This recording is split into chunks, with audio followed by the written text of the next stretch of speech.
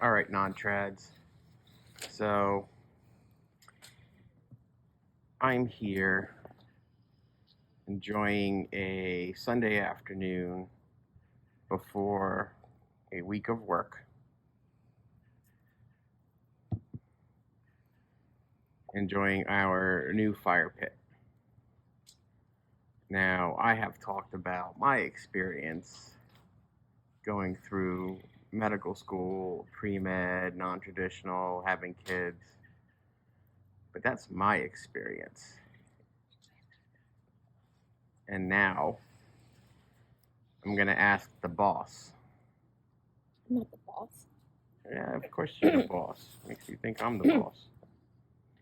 So, give you all a little idea.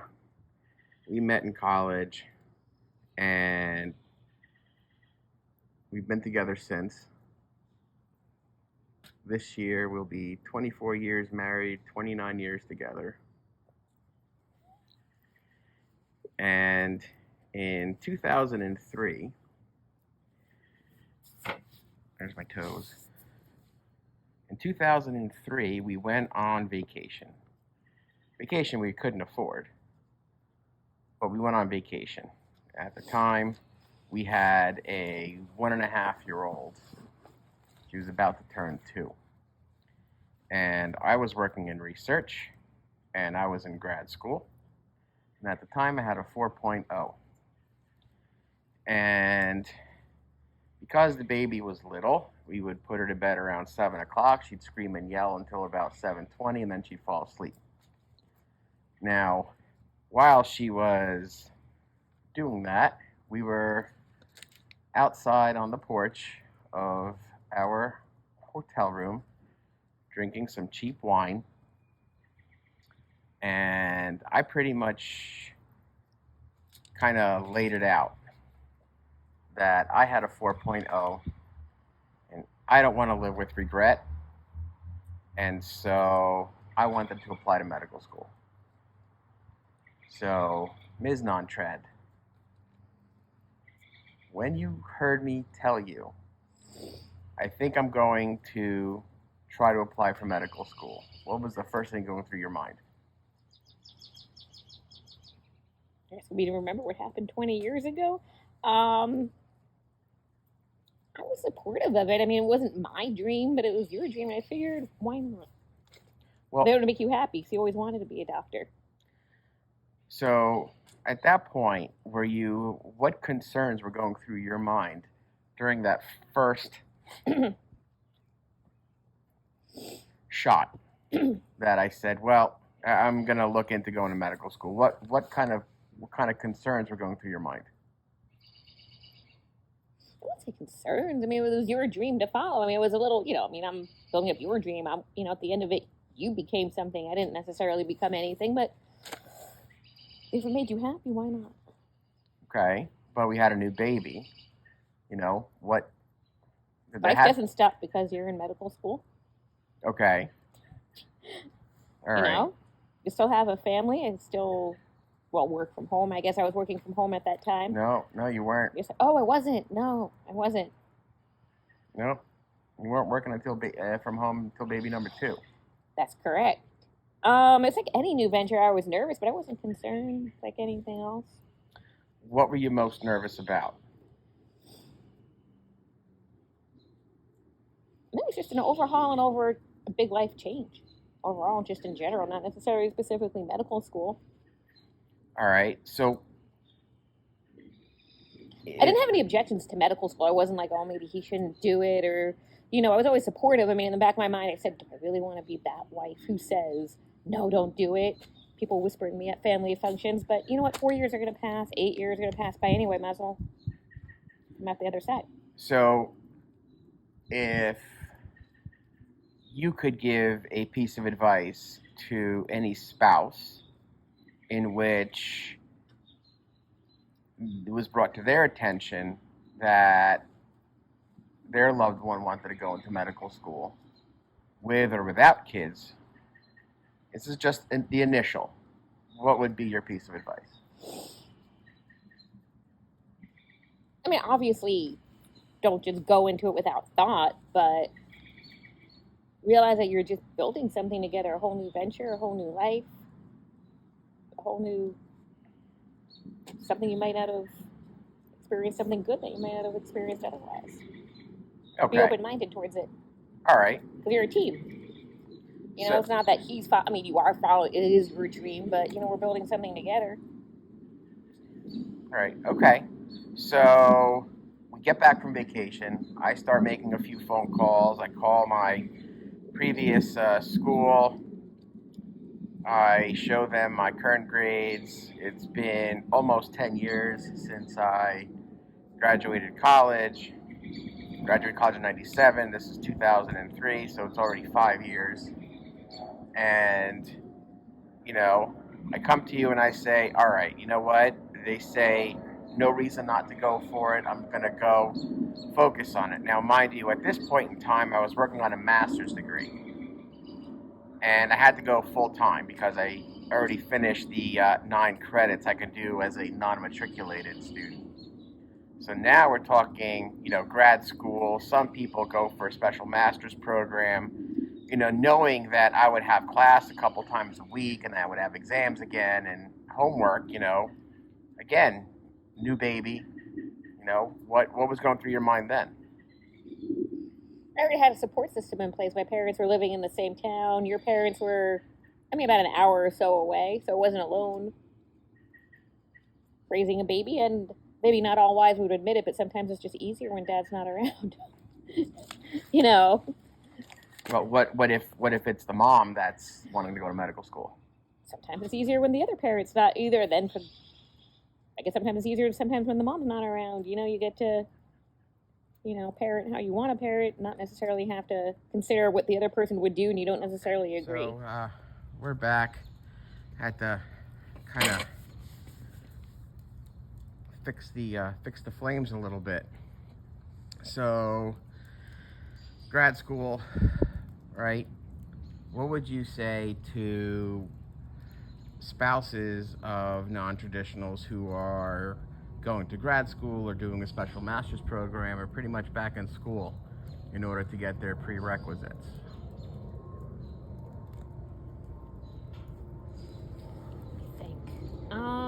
It's important to have a life outside your spouse, outside your house. You know, be involved in your community or volunteer, or if you're religious, to religious services, or make friends and have your own life. Don't necessarily wait around for your spouse to be available for dinner or whatever else. I would definitely say that, you know, marriage is 50-50, but it averages 50-50 sometimes. You give 90% and you're only getting 10% back, and sometimes you're taking 90% and giving 10% back. But as long as it averages out and you realize you're building something together, What it about should work. finances? What kind of concerns did you have that? Remember, not medical school yet. We're still pre-med. You're asking the wrong person. Don't think, just do. Don't stress out too much. You know, you can always, I guess you could always repay the debt, but you can never redo the education, the experience, the becoming someone, I guess in this case a doctor for you, at the end of it. Can't really you know. Okay. And there's always all sorts of programs out there that you can use to help yourself with, as well if you're really concerned. All right. Sometimes you rely on family if you can. What about studying for the MCAT? Do you remember what that was like when I was studying for the MCAT? So It was kind of nice. I got to be able to watch whatever I wanted on TV because you were buried somewhere studying for MCATs. So at the time, if you remember, only Panera really had free Wi-Fi. Not even Starbucks had free Wi-Fi. Panera. Yeah. No, we were in Teaneck. We There's were no in Panera. Teaneck. There There's no was Panera in there. Englewood. Oh, I know So that. Panera opened up at 7 a.m. Yes. And I would go to Panera on a Sunday by 7 a.m. I would finish at around 1 o'clock in the afternoon. And then we would do family stuff, right? I think so, yes. Yeah, we'd do outings and stuff Yes. like that. And then, you know, I still had a full-time job. So I'd spend all day at work and then come home and study some more for the MCAT. Yes. And during that time, baby number 2 arrived. Yes. How did you handle that? You had I don't view life as handling it and necessarily getting through it. I mean, I'm not a robot. I mean, you do have to get through things, but you just live in the moment. You live in the day. You just do the best you can. Try to enjoy each day. Do you remember what our arrangement was with regards to new baby and feeding schedule? Was that baby number 2? You would be up with one of the babies up until about midnight, feeding them while I slept, and then I was up the rest of the night with the baby. Right, she became my Taking care of her. study buddy. That was Rebecca, the child 3. No, that was child 2. Oh, see, it was so long ago I can't remember the details. This was MCAT. This is proving my point. Before you know it, you go through it, it's tough, and you look back, and it seems like a lifetime ago. You don't remember the details. Right. Now, I took the MCAT. Yes.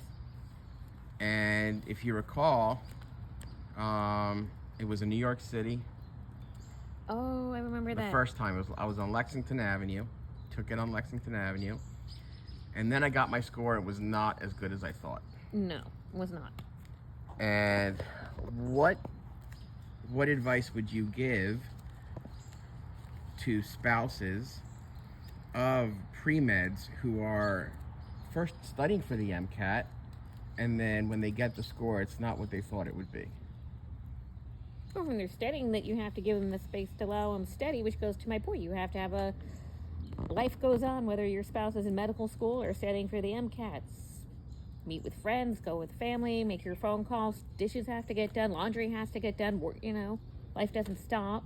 And after they don't do as well, you support them a little bit, and then you try to sit down and try to be a sounding board to figure out what they can do better the next time. Don't just do the same studying, just figure out what you can do different to do better the next time. Right. And do you recall what actually we did right before that first MCAT? We went to New Hampshire. Oh, that's right. We went on vacation. To Sunapee. And what did you do? And what did I do? You stayed basically in the hotel room studying the whole time, and I went out and I enjoyed vacation. I mean, I didn't go into the state park as much as I wanted to, because I'm not going to go to the state park by myself. But I had a nice time. I had a nice vacation, and the doctor here was studying. Do you remember why we went up there? To relax. And? I relaxed and you studied. Right, because we had 2 babies at the time, and it was getting hard to study with the babies. Yeah. All right, so decision was made. I'm going to take the MCAT one more time. Yes. And, it's not cheap. I took a course again. The MCAT costs money. Again, what do you say to those that are concerned about, the monetary aspect here? The monetary aspect is a real concern, obviously. But at the same time, how much can you put a money value on somebody else's dream? Someone you love, can you put a money value on their dreams and following them and being happy and fulfilled?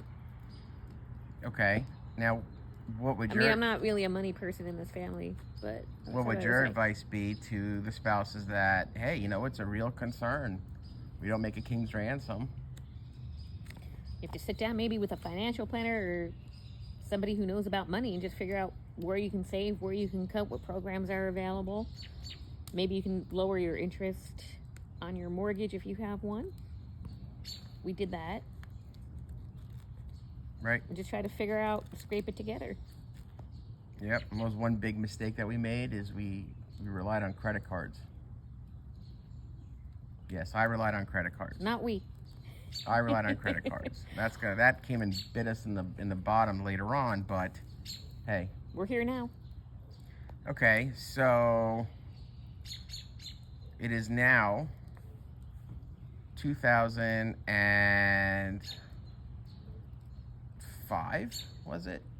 Let me see. Because the MCAT was in You took August. it again just before Rebecca was born in the spring, and she was born in May, and I was already Right. pregnant. So I took the initial okay. MCAT was August. This is at the time when the MCAT was only given twice a year, and it was written, as opposed to now, it's on computer and multiple times a year. And so you came with me. Yes. The two girls, kid number 1 and kid number 2, were at your my parents'. house. And then I had to take the exam at NYU. Correct. Downtown. You were at a local coffee shop all day, working. Starbucks. Yes. And I came back and I told you I'm not sure. I said, I don't know. I mean, it's just, I think it really kicked me in the butt. I don't know what's going on. What were your thoughts then? No sense in worrying until it's time to worry. And if you don't do well again, then you figure something out and you try again. Okay. So at that point, my MCAT score, when I got it back, jumped. Yes, and you were pretty happy. Right. So at the time, the MCAT was scored out of 45. There was only the verbal reasoning section, biological sciences, physical sciences, and the writing section. Yes. And I went from a 22 to a 29 in less than a year. Impressive. Actually, in less than 6 months. I'll go over with everyone the big changes I made to do that. So, at this point, I'm working, and I say I'm going to reapply. Now, do you remember the time that I applied before? I applied to 14 schools, and I got 0 interview invites. I vaguely remember that you were feeling pretty down about it. Felt pretty knocked down. And what was going through your mind? I'm here to support you. Come what may. I mean, I'm more than happy to support you, but it's not my dream. I'd be happy if you decide to become a plumber. I mean, just be there for you. Just listen. If you want space. If you want to talk, I can listen. And then, so at that point, I graduated from a master's degree. Yes. And I had a 3.8. So I went from a 2.56 in college to a 3.8 in graduate school. Yes. And now sporting a 29 MCAT, I reapply. Now, when it came to applications, do you remember what you told me when we were applying to school? When I say we, I say we. Did it feel like we were applying to medical school or I was applying to medical school? I mean, it felt like more like you were applying to medical school because I'm not, I'm not becoming a doctor, but I was supportive. Right, but didn't you have certain conditions? Well, I wanted to live in a certain community. I didn't want to, live somewhat, not like too far away. So to give everyone an idea, we're Jewish. So what was your requirement? I had to live in a Jewish community with other people. Why you was would that move important? to move into a built-in support system to be in a community. What do you mean? And that's how you have a life outside the house. You move into a certain community you want to live into, or whatever interests you, community that you want to move towards. You have to create your own support system, and if it's religion, it happens to be me, great. If it happens to be something else for you, that would be an important factor too. Now, I made a list of schools. Yes. And then I gave you that list. Yes. And you X'd out a bunch of schools. Why? Probably because they were too far away or they're not in a religious community. Too far away from what? From where we were now, from family. And why'd you feel that you needed that? Because whether your spouse goes to medical school or not, the support of family, assuming your family situation is good, I suppose, is important. Especially when you have young babies. What about if the other spouse works? What would your advice be there? I mean, you were working, but you were working from home. You were self-employed. You can go anywhere. So what would my advice be for a spouse who works, has a career? Yeah, who doesn't, who doesn't, is not self-employed, who doesn't work from home. It depends. If they really like their job and it's important to them, I'd say try to find medical schools closer by. If they're like the average person who's not necessarily married to their job, one way or the other, and start putting out feelers and try to find a job somewhere else. You can be just as happy somewhere else. Right. Now, right now, this is 2006. Right? So we are now 3 years into this whole rigmarole. Started in 2003, now we're in 2006. Yes. I went on 2 interviews. Right? Correct. One in my home state in New Jersey, and the other in Maine. In Maine. University of New England. College of Osteopathic Medicine. Now, your parents decided to retire, and going a cross-country road trip with just after the 3rd baby was born. So now you don't have your parents there. I'm worrying about medical school and applying and whatnot. What's going through your head now? I still have 3 kids to take care of. I still have a household to run. You know, I'm hoping that we wouldn't go to Maine. I mean, it's a gorgeous state, but I don't think anyone likes Maine too much in the winter with the snow. Well, we didn't know that yet. But like I said, I work from home, so I can really just pick up and go anywhere. I wasn't tied down necessarily, and we're getting priced out of the town we were living in, so we had to move anyhow. Right. It's too expensive to live in Teaneck, New Jersey. Right, so the closer to New York you are, the more expensive it is. So we had to move. We had to move. All right, we had to move, so it's just a matter of where we're going to move. So now we meet your parents in Florida. Yes. Right? And while we're there, I get the news that I got accepted to medical school. Yes. Now, UNE. yes, I was accepted at the University of New England. But you didn't know about New Jersey yet. I was waitlisted at New Jersey. Yes. So what was going through your mind now that we have an acceptance? Well, just to give a little background to your audience, my mom also was married to my father. They were living in Ohio at the time. My dad was working for Procter & Gamble. He became very disillusioned with corporate life.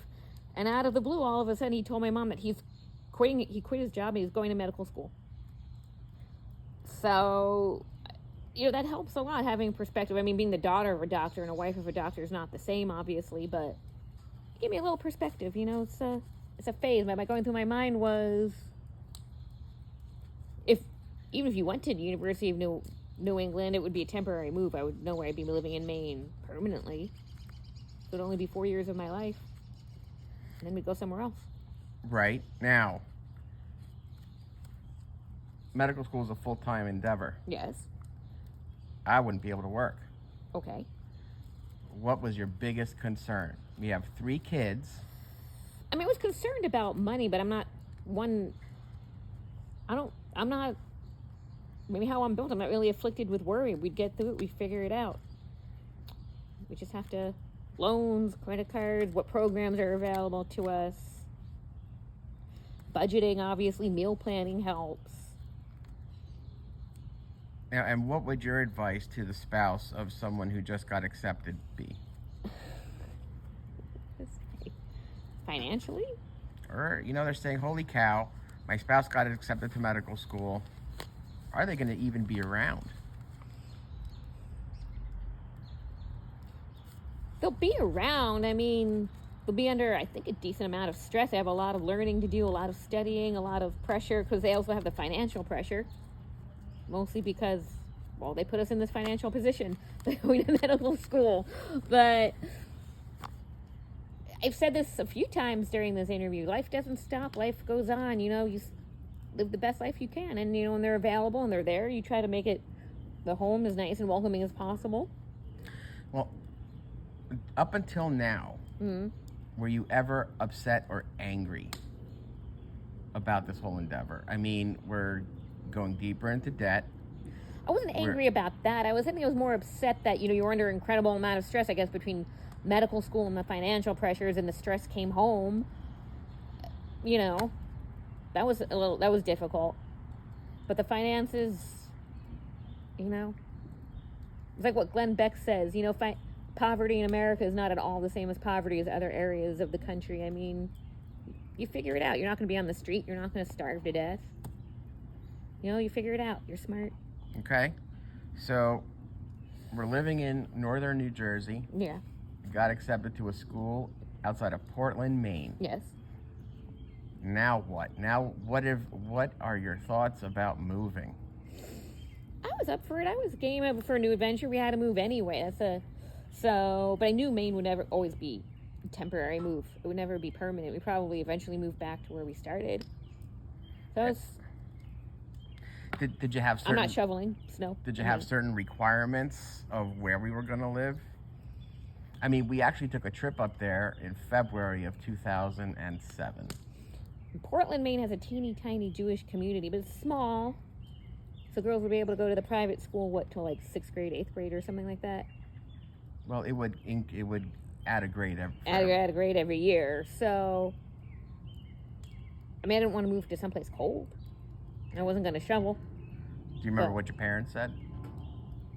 I don't remember. I know your mom was praying every Friday. I was praying all the time that you never move. But I don't remember what my parents said. Your parents said that they would become snowbirds. They would kind of move near us during the spring and summer, and then move down to Florida for the winter. They were really willing to go the extra mile for that. They were. Yeah. So now this is February of 2007. We are now 4 years into this whole endeavor. Yes. And the house is now up for sale. Yes. And get a call from my state school. Okay. And they say, we want you to come to our school. Now, what did we look at between the two schools? What do you think was the most important thing that we had to look at? I mean, the education would Probably be the same. cost. Right. So the cost of University of New England, which number one is a private school, tuition alone was about $56,000 a year. Yes. And if you add cost of living, it would come up to $80,000 a year. Pretty steep times. Yeah. Times 4. It's 320,000. Versus the state school, which for in-state came out to just about $20,000 a year for tuition, and then cost of living was about, I think, $40,000 total. So it's yeah. So, I mean, it was a difference.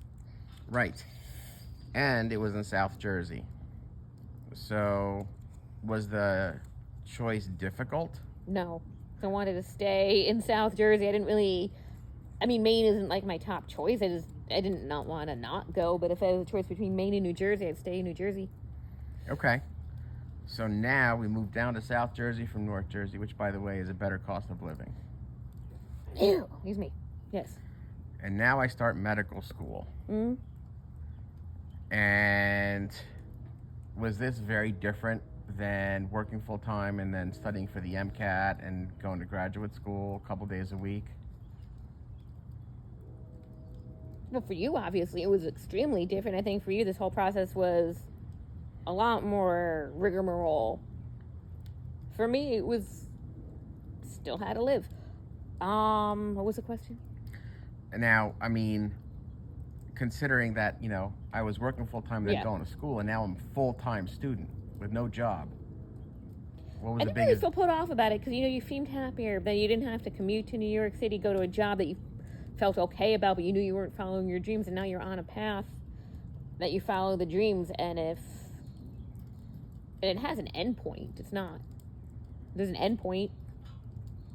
It's not a question of if you keep on point, you should be able to get a job and everything else after. It's a phase. You know it when it begins, when it ends. It's not a mystery. Now, what do you think was now? What would your advice be to spouses in which they have a student, brand new medical student? Yeah. Okay. What would your advice to spouses be on, having them home? Requirements. Requirements. I mean, like responsibilities. A lot of the domestic stuff is probably going to fall on you. They're going to be learning a lot of medical school material, and if they take care of finances like you did, they're worrying about that, and they still want to spend time with the family. So I wouldn't necessarily have requirements, just... Actually, you did have one requirement. I did? You did. You told me I had to be home right after school. Oh, yeah, so we'd have dinner together. Yeah, family dinner is a requirement, just to eat dinner together. Why'd you feel that was a requirement? So we can spend time together as a family. And then I thought, well, it was a requirement for you to go to the library to study, because it's hard to keep a whole house full of people quiet, so you can study when you can just go to a place that already is quiet. All right, so let's talk about that. We had 3 kids at this point. Yes.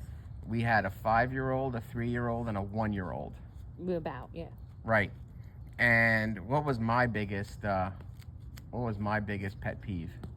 That it wasn't quiet at home to study? And what was your response? At the time, we lived right across the street from the library. I said, go to the library and study. We can't, it's not fair to have an entire house be quiet